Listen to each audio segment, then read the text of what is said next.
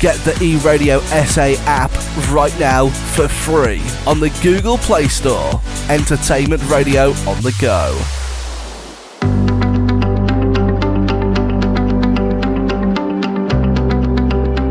Greatness Coaching with Heidi M. It's time for Greatness Coaching with Heidi M, and today we're talking about anxiety. It really is a very sensitive topic, especially for me. Heidi, I'm looking forward to this conversation. How are you doing? I am well, thanks, Ian. I was also looking forward to this conversation. Anxiety, yes. I think the majority of the population, the world population, definitely suffers from anxiety at one point or another. But yeah, it's close to home for me. I don't know, for you as well, right? Very. It's been a issue, and I almost want to say it's been a bit of a problem because it's been limiting me a lot in life. It's determined a lot of places where I can go and where I cannot go. It's been very limiting. That is true. Anxiety can be very debilitating, and to an extent actually ruin people's lives. But the good news is, Eon, it is fixable. This can be fixed. Once again, let me just do this caveat. If you are taking medication or you are seeing somebody, a professional, a medical professional for your anxiety, do not stop.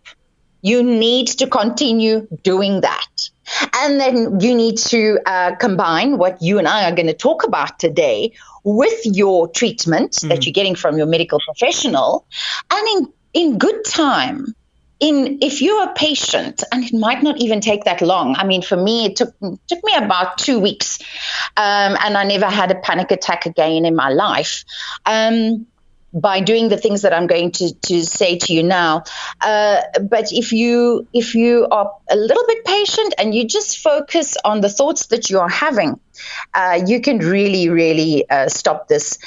It's unnecessary. There's no place for this in our lives. I mean, I used to get so bad that I couldn't even walk. My limbs kind of crumpled up. I couldn't breathe. Of course, you think you're having a heart attack the first 2 or 3 times you're getting this, despite the fact that I was a very healthy, bouncy 19-year-old. I was having a heart attack. I was convinced of it. And you know, it's just so, because you don't know why all of a sudden. I remember my first anxiety attack very clearly. I was standing at the bank, and this was like way back when before internet banking. So yes, that's how old I am. So I was standing at the bank, and all of a sudden I had cold sweat all over my body. It was literally pouring down in pools around my feet. Did you also have that? Yeah, Heidi, funny thing is, my first one was in a cinema. I was watching a movie. And all of a sudden, all this stuff happened. Listen, it felt like the whole body was just shutting down. The sweat, absolutely. That was the main thing, I think. And shaking. And the shaking, that is right. And then my whole body just cramped up so that I couldn't stand up straight anymore. I was just I slowly but surely just crouched down.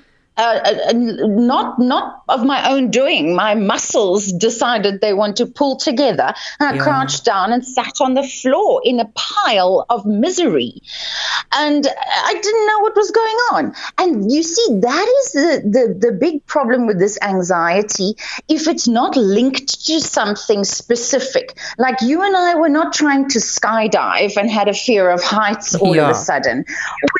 We didn't go diving underwater and then felt that we are claustrophobic. We were not, in a wide open space and suddenly had agoraphobia. we don't know what brought that on. In that moment, you don't know. Later on, you realize it is a systemic. It's almost in your system. It's a buildup of things over a long period of time. It could be because of your stress at work, or stress if you're a student studying. It could be because of drug and alcohol abuse that you don't realize, because you always feel so great and relaxed when you're doing your drugs and your alcohol. It could be because of your work stress, and it could be of your relationships. If you're in a marriage that's not working out, constant strife and all of that, could be family that's placing stress on you. And then you have this stress on top of stress on top of stress on top of stress in a specific circumstance that you constantly or very often or frequently encounter in your life. And then that builds up. And then one day, merrily sitting at the cinema, standing at the bank, boom, there it is. And once you've had that initial attack, you kind of it becomes a monster that rears its ugly head when you least expect it. And because you don't expect it and it rears its ugly head, you're constantly on guard and constantly anxious, because you never know when it's coming next, so you're making yourself more anxious. That's it. Yeah. Just dreadful, but it can be fixed. 100% eliminated out of a person's life. It again boils down to the thoughts that you have in your head and the pictures that you make. You know, whenever we have a thought, it creates a picture in our minds. And this is incidentally how we characterize when we are actors. And I think that's why I grasped this concept so well, right off the bat. I got it. These are a stimulus in the outside world, right? Whatever it is that is causing you distress. Then you get that stimulus creates a thought in your head. That thought creates a picture. That picture creates a feeling that you have. And that feeling then is responsible for the panic attack coming, or the anxiety attack. Right. Now, we can't very well say, listen, I don't want to feel like this. That is not how it works. We're not hardwired to manipulate our feelings. What we can manipulate are the pictures we have in our heads. Right. So, how do we manipulate the picture? That is all tied to the thought that we have. So, if you have a fear of flying, and you say to yourself, oh my goodness, that plane is going to fall. What is sounding like this? It looks like a great big coffin. I'm going to die. Of course you'll have a panic attack. Yeah. Of course you will. But if you can manage to see in your head pictures of how you're going to go to your holiday or see your family that you haven't seen for a while, how you are going to get to them safe in one piece. You visualize yourself getting down at the airport, walking away from the plane. If you envision the plane as being a beautiful big bird and not a coffin, of course the picture will change. And when the picture changes, your feelings will automatically change. So you don't have to worry about manipulating your feelings. It's not possible. Manipulate the picture. If you think of somebody who has a fear of needles, they see that needle in their mind's eye and they're already cringing and they have that pain and they're getting that cold sweat for this needle coming towards them. But if you give that same needle to a heroin addict, they are going to love that needle because it's going to bring them their high. If you give that needle to somebody who's getting Botox, she's going to be, he, I suppose as well, is going to be very, very excited because it's going to make us look younger. Who doesn't like looking younger? If you're going to give that needle to somebody who is using steroids for a bodybuilding competition, they can't wait to inject themselves. thoughts because it's going to bring me closer to my goal. It's going to help me win this competition. They visualize themselves winning. The person with the Botox, they visualize themselves looking younger. The person on heroin, they know, they get that feeling of that high. It's amazing. That euphoria is kicking in. We can do that. Those are the thoughts that we are manipulating.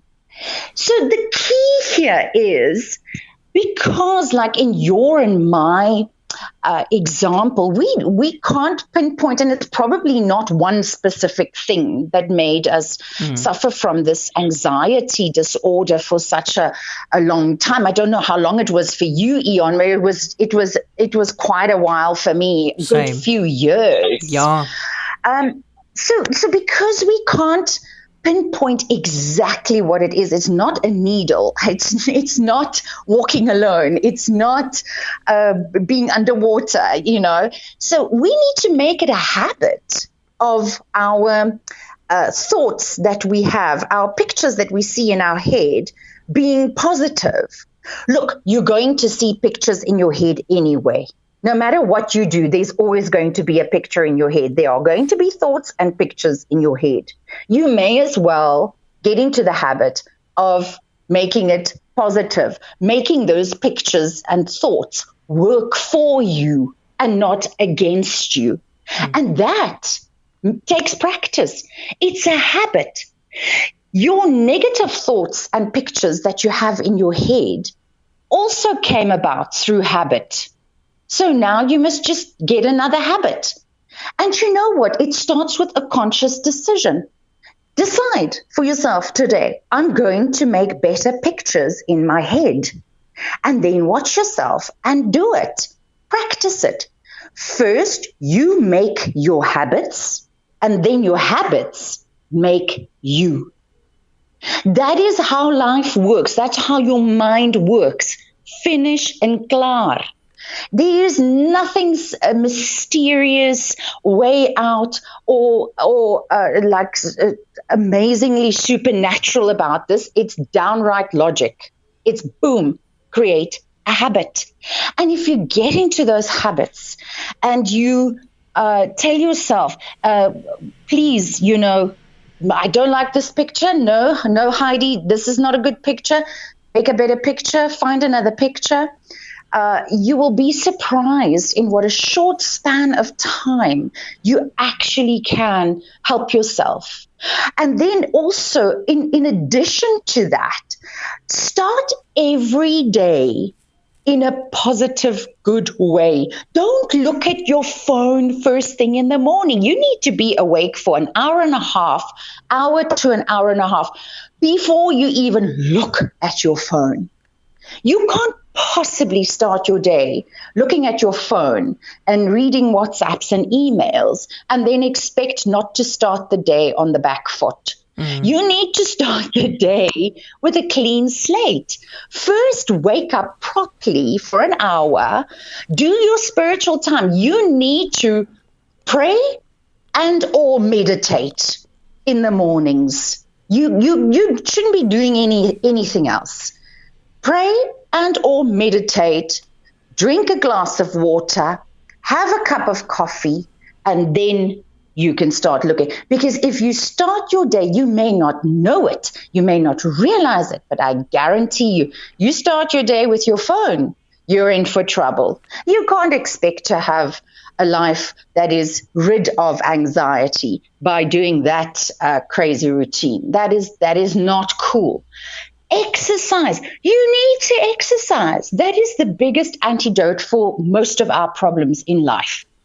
People don't exercise. People don't move. You don't need to join a gym. Walk 10,000 steps a day. I think I'm going to say this every time because it just pertains to absolutely everything that we've ever spoken about in our lives. You need to exercise. You need to do conscious breathing. Breathe in for 4, hold for 4, breathe out for 4. Fix your posture. If you're walking around with your shoulders slouching forward, you can't breathe properly. You're squashing your lungs. If you're squashing your lungs, what happens? You hyperventilate. What happens when you hyperventilate? You get anxious. Those are practical tips that people can start doing today. And I promise you, when you open your eyes tomorrow morning, you already feel better. Love it. Heidi, I mean, how many of us are starting our days with our phones, eh? That's the first thing we check in the morning. And usually when you go onto Facebook first, you'll find a negative story, and that sticks. Yes, exactly. Or if it's a positive story of your friend who got engaged, then it's still negative for you because you're not engaged. Exactly. How dare she? That's You don't want to start your day with somebody else's news. Yeah, I that's don't. where I am right now. It's Everybody's crazy. getting married, at my age. Everybody's getting married. And there's something wrong with you if you're not married yet. So there's a bit of pressure. Exactly. Stop it. Stop pressure. You're putting yourself in a terrible position. Absolutely. The first hour to an hour and a half of the morning is mine. I don't care who you are. That time is mine. And you can focus. If you also prepare, use 20 of those minutes to prepare for your day. Put out in a little list what needs to be done. Right? And then just go with it. Exercise, take your deep breaths, pray and or meditate. And I promise you, your world will change. Sure. I love it. Heidi, those are some really, really good tips, and I'm definitely going to start using them, because I am one of those people who, I can't believe it. I feel really stupid now, but yeah, I start my day with my phone, and it's also the last thing I have before I go to bed, because we're just connected, and we're so connected all the time, and that's not a good thing. No, it's not. First hour of the day and the last hour of the day, Eon, are yours. Let me try it, and then I'll give you some feedback next time. How's that? Please, I would love that. I would love that. Thank you very much. No, thank you. And I hope we can get a lot of feedback from listeners as well. You have nothing to lose and everything to gain. Thank you for today, Eon. Thank you, Heidi. And just remember, SADAG, that's the South African Depression and Anxiety Group. If you want to get in touch with them, you can actually get free counseling every day, Mondays to Sundays, from 8 a.m. to 8 p.m. Call 011-234-4837. We'll also put it up on the website and Facebook. And then there's also the suicidal emergency number, 0800 567 567. That's 0800 567 567. Heidi, thank you so much. I'm looking forward to next time.